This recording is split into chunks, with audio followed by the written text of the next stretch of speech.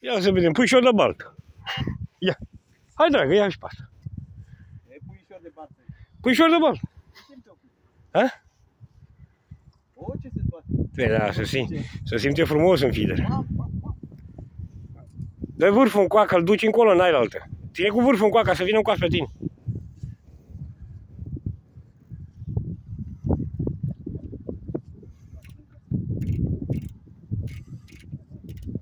Să nu-i slăbești, nu-l slăbi pe el.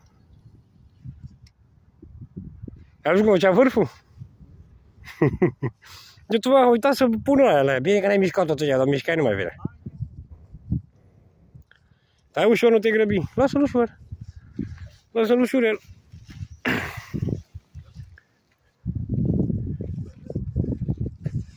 Ține vârful în coa, du-l în coa, ține-mă vârful în coa. Dacă tu îl țin coa așa, el în coa spre tine vine.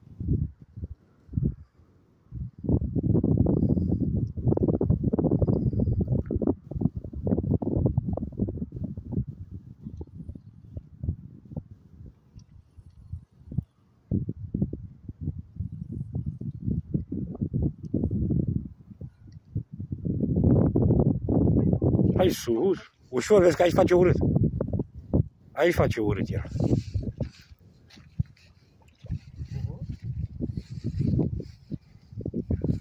Aici se face urât. N-am mai dat frâna că e de-aia veche muieta și... N-are mai lasă. Am dat...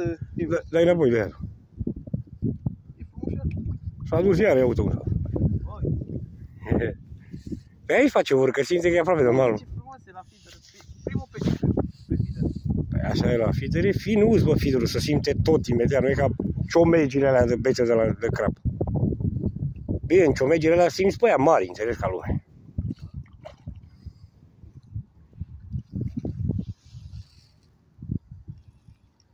Ia-l ușor.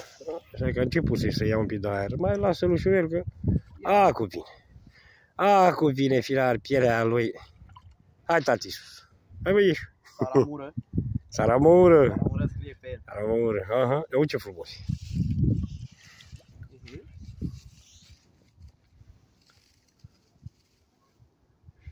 Saramei. Haide, mă, băiatul. Ușor. Hai că vara asta vin și eu. Stai că mă la ei aici, să e frumos. Se prinde și pește. Stai, ai răbdare. Poate prindem noi în seara asta și pe vii după aia, dar nu mai prinde nimic.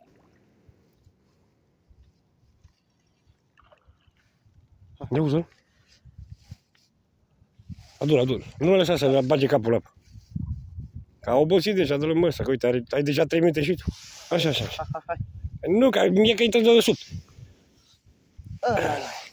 E gata. Ia-l nu. Uite, lucrute mari.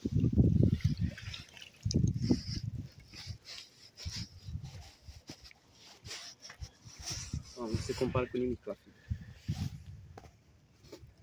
Mărlit. Hai, Claudele, la pește!